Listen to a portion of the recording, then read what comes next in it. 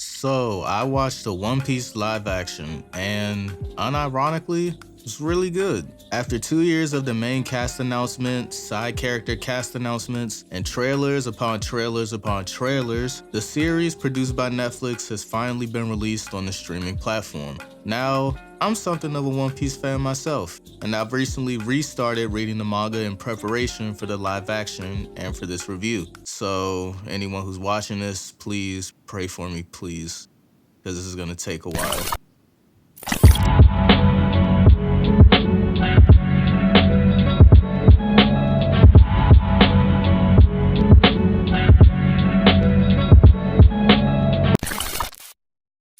If you're not an anime or manga fan, this is based on the series of the same name. Created by Eiichiro Oda, originally published in 1997, still one of the most popular Shonen Jump titles to this day.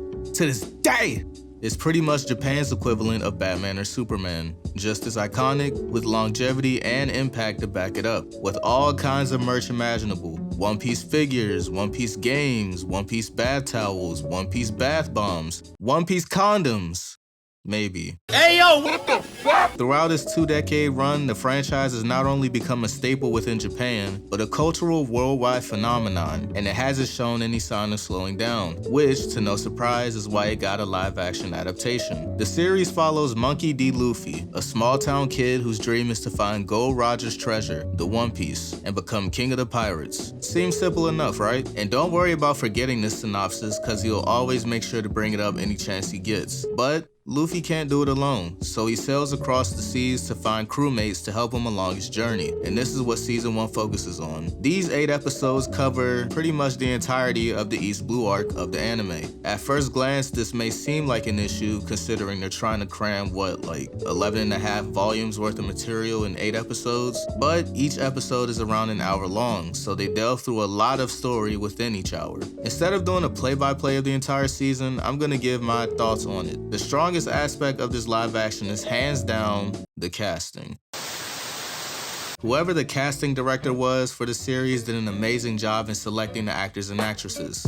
Now that I think about it, most of it's probably Oda himself. Not only does each actor resemble their anime counterpart, but the actual performances are well executed. Some of my favorites were Buggy, Kobe, Luffy, Kudo, Arlong, Zoro, and Usopp. And the hair, makeup, and costume teams did an outstanding job in their respective departments as well. Their work shines the brightest when the series introduces Arlong and the Fish People. I knew they weren't gonna adapt the Fish People exactly like the anime, because they would have to use 100% CGI and lots of it. But they did really good with what they had. The set pieces were adapted pretty nicely, as they are almost or one-to-one to the anime settings. The introduction of each wanted man was a highlight for me, as it shows the poster with their bounty on it and the respective character interacts with it in their own way. Like for example, Don Krieg just balls his up, Arlong I think bites his. I may be wrong, I don't remember. Mihawk just slices his with a sword, Kudo slices his with his claw blades. I just like that small touch that they implemented in the show.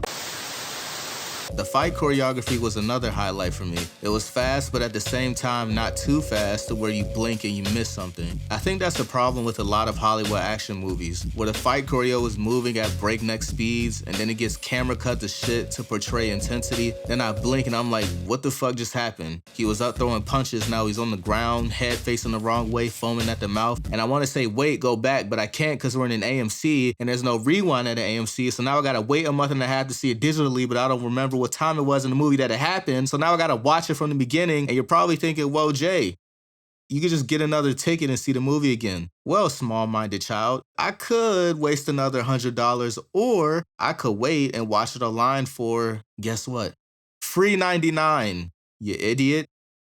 Why did I say it like that? Another thing I liked about the live action was the cinematography. This was shot surprisingly well. I say surprisingly because for Netflix live action anime, that is a huge accomplishment. I mean, the bar is relatively low for live action anime, so it's not that hard to top. Lastly, the CG.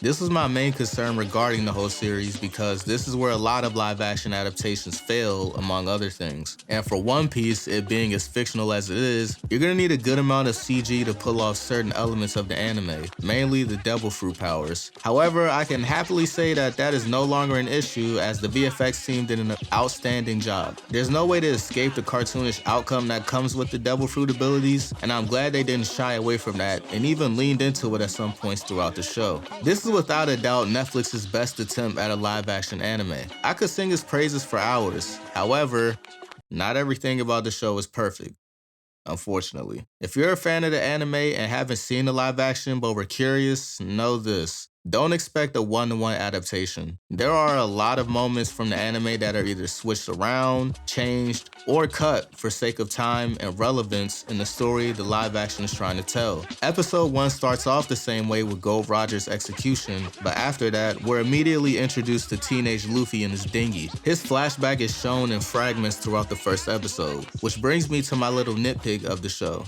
the emotional moments. This is one of the aspects that Eiichiro Oda is a master at when it comes to the manga, creating moments that are so emotional and gut-wrenching that it's hard to read because you feel bad for these characters. Out of Jump's big three, Bleach, Naruto, and One Piece, Oda does this aspect the strongest with his series. So many different moments that pull at your heartstrings, and unfortunately, I didn't get that feeling when witnessing it in live action. And not because it's live action, don't get me wrong, but because they don't really spend time on it. They have to run through a lot of content within each episode, that some of the flashbacks and emotional moments almost seem like afterthoughts. It also didn't help that with a lot of the flashbacks, most of the kid actors just couldn't act, which took me out of the immersion. The best executed was Sanji's. Everything about it was perfect, from the kid actor to Zeph to their interactions on the rock. My eyes were glued to the screen the entire time. That and when Sanji left Baratier were legit the only moments where I was close to crying. Also, in terms of the emotional moments, most of them are switched to nighttime instead of the day. I guess that was done to give more of a moody atmosphere to enhance the feels maybe, I don't know. But that's something I thought I'd point out, because they did it multiple times. Overall, this is a very fun watch, and many anime fans agree that this is the best live-action anime ever produced, mainly due to the fact that everyone on the team was already a huge fan of One Piece, and wanted the live-action to be a memorable experience for the fandom. And when everyone is on the same page, you can't go wrong. Also, the heavy involvement of the original creator himself. This is something so minor but has a major impact on the outcome of the live-action, because who's gonna know more about the series than the creator? And I don't care how big-headed and talented you think you are as a Hollywood producer, compared to the mangaka, you know zilch, you know nada, you know zero. Get your head out of your own ass, sir. Alright, apparently season 2 scripts are already written, but news of a renewal has yet to be announced. Until Hollywood stops being stingy with their money and actually pay the actors that get them their money, we're basically on radio silence until then. This SAG strike has been a serious hit on the entertainment industry, but props to all the actors participating because they put too much effort into getting where they are, getting paid check by check, and not properly reaping the benefits of their work. But yeah, that's my thoughts on the One Piece live action. What do you think of this series? And are you looking forward to season 2? How much material do you think they'll adapt next season? Let me know your thoughts down below. And if you rock with the video, leave a like and subscribe. Till next time, deuces.